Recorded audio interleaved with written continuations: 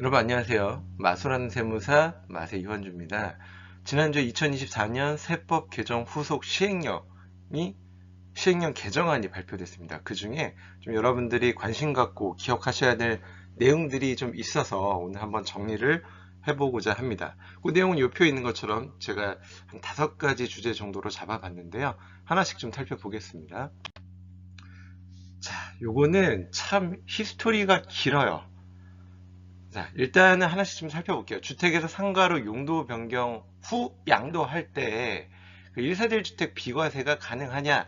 그리고 장기보유 특별공제는 1세대 1주택에 따른 최대 80% 공제가 가능하냐? 라는 내용입니다. 주택에서 상가로 용도 변경 후 양도 시 주택 비과세 및 장기보유 특별공제는 어떻게 되냐라는 얘기인데요. 최초에는 다음과 같았습니다. 자, 일반적으로 주택을 양도할 때 그 양도 시점은 언제로 보죠?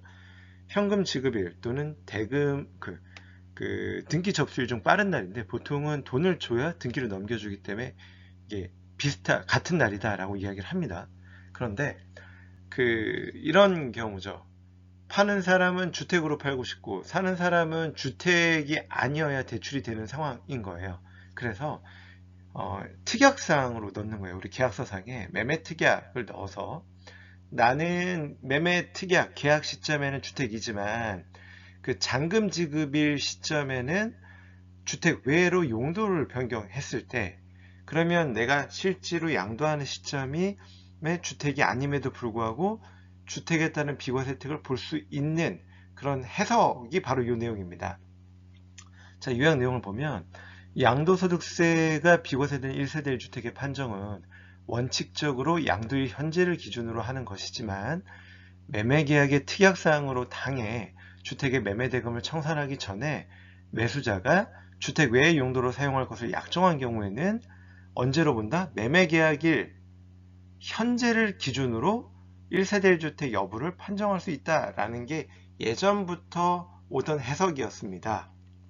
그런데 이 부분을 2022년 기획재정부에서 한번 틀어요. 어떻게 트냐면 기존까지 인정해 주던 걸 부인합니다. 어떻게?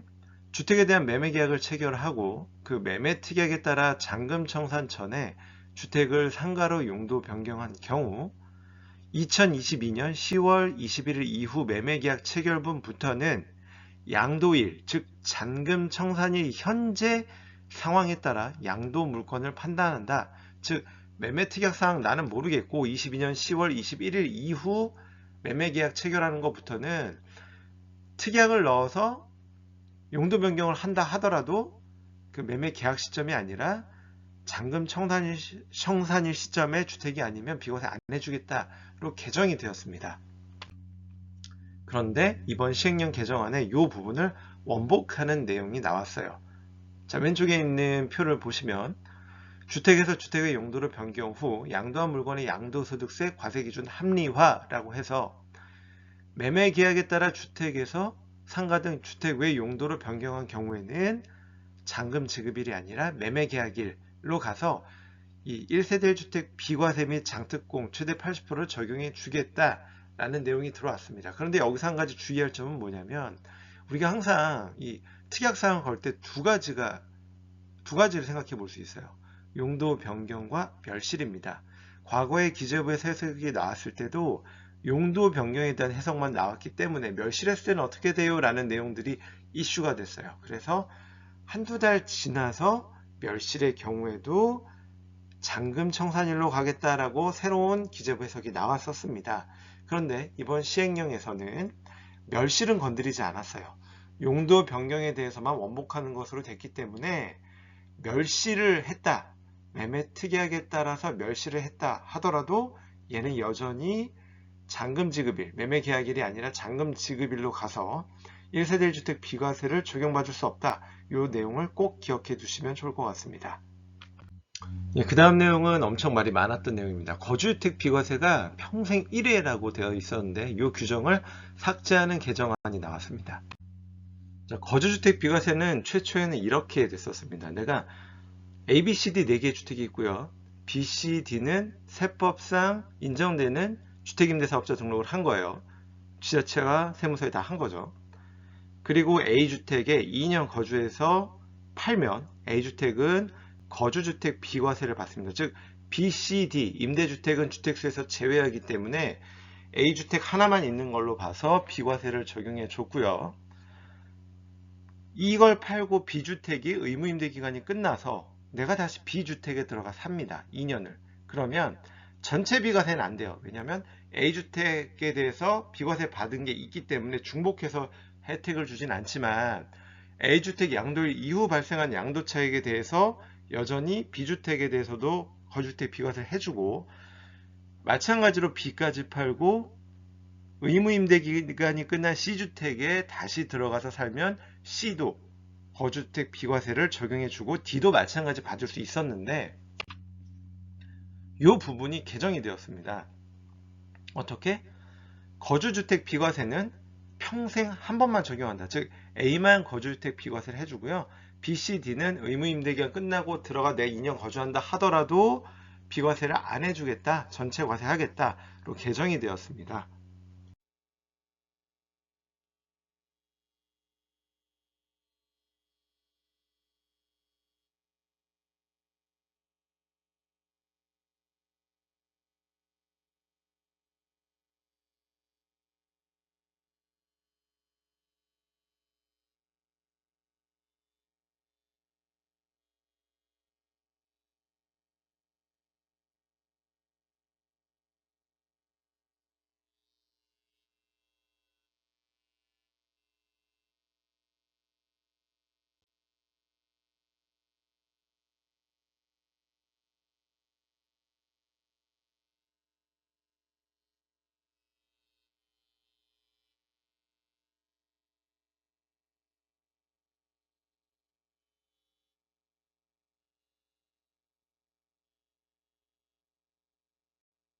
자, 해당 내용을 보면 세제 혜택을 받기 위한 단기 임대주택의 요건은 다음과 같습니다. 자, 지자체와 세무서 양쪽에 주택임대사업자 등록을 해야 되고요. 의무임대기간은 10년이 아니라 6년이면 최소 6년 이상 해야 된다. 그리고 등록할 당시의 공시가격이 중요한데 건설 임대주택은 6억 원 이하, 매입임대는 수도권 4억, 비수도권은 2억 원 이하의 주택만 가능하다.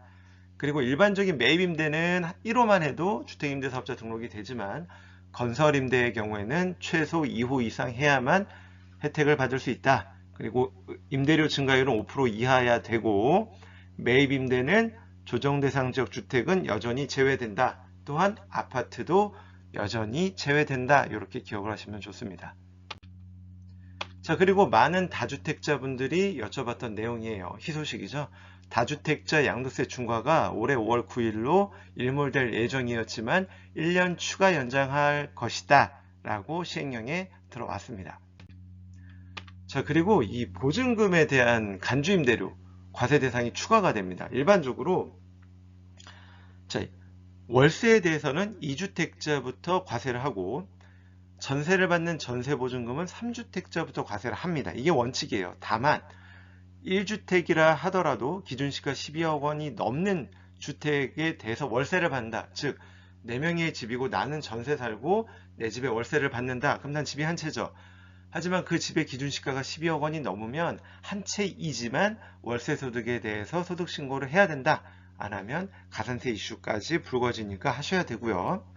또 하나 많이 잘못 알고 계신 것 중에 하나가 이 월세 2채, 전세 3채라는 게 내가 살고 있는 거주주택을 제외한 주택수라고 생각하시는 분들이 많은데 아닙니다. 내가 살고 있는, 거주하고 있는 집 포함입니다. 즉 내가 거주하는 집 하나 있고 월세 받는 집 하나 있다. 그러면 나는 2주택자이기 때문에 월세 소득에 대해 소득세 신고를 해야 됩니다. 이 기본적인 지식을 갖고 여기서 하나 더 추가되는 내용을 살펴보면 전세보증금은 3주택 이상부터 과세를 하는 게 원칙이지만 기준시가 12억 원이 넘는 주택을 2개 갖고 있는 사람은 3주택이 아니라 하더라도 간주임대료 대상이 된다라는 내용입니다. 자, 법문을 좀 볼게요. 고가주택 2주택자의 간주임대료 과세 대상 구체화. 기준시가 12억 원을 초과하는 고가주택을 2채 이상 갖고 있는 사람의 전세보증금에 대한 간주임대료 과세 대상을 신설할 것이고 전세보증금 합계액이 12억 원을 초과하는 경우에 과세가 될 예정입니다. 본 법의 시행령의 시기는 적용 시기는 26년 1월 1일 이후 발생하는 소득분부터입니다. 그러니까 올해 발생한 소득은 영향이 없다. 내년부터 영향이 있을 예정이다. 이렇게 기억해 두시면 되고요. 마지막으로 이 내용입니다. 일반적으로 부동산을 상속이나 증여할 때 감정을 받아야 좋다라고 하면, 특히 아파트 같은 경우에도 유사매매 사례가액이 있어도 부동산 시장 가격이 오르는 상황에서는 내 걸 감정받아야 그 감정가가 유사매매 사례가액보다 우선하기 때문에 내가 모르는 높은 가격에 대해서 대비가 된다라고 말씀을 많이 드리고요.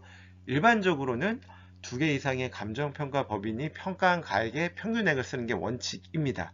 다만 기준시가가 10억 원 이하인 부동산, 즉 토지, 건물, 주택, 오피스텔의 경우에는 한 군데 감정평가 법인의 감정가액도 시가로 인정해 준다. 그런데 분양권의 경우에는 이 부분이 좀 명확하지가 않았어요. 그래서 이번에 들어옵니다. 공급 계약서상 공급가액이 10억 원 이하인 분양권은 중간에 가격이 올라서 분양권의 증여 시점의 가액 또는 상속 시점의 가액이 15억, 16억 한다 하더라도 한 군데 감정평가법인의 감정만 받아도 그걸 시가로 인정해 주겠다라는 내용입니다. 한 개의 감정기관 평가가 가능한 대상에 분양권이 포함이 됐고, 이 분양권은 공급 계약서상 공급가액이 10억 원 이하인 분양권이다 라는 걸 꼭 기억해 두시면 좋을 것 같습니다. 자, 이렇게 24년 시행령 개정안을 살펴봤습니다. 도움이 되셨다면 구독, 좋아요 눌러주세요. 지금까지 마술하는 세무사 마세TV의 이완주였습니다. 감사합니다.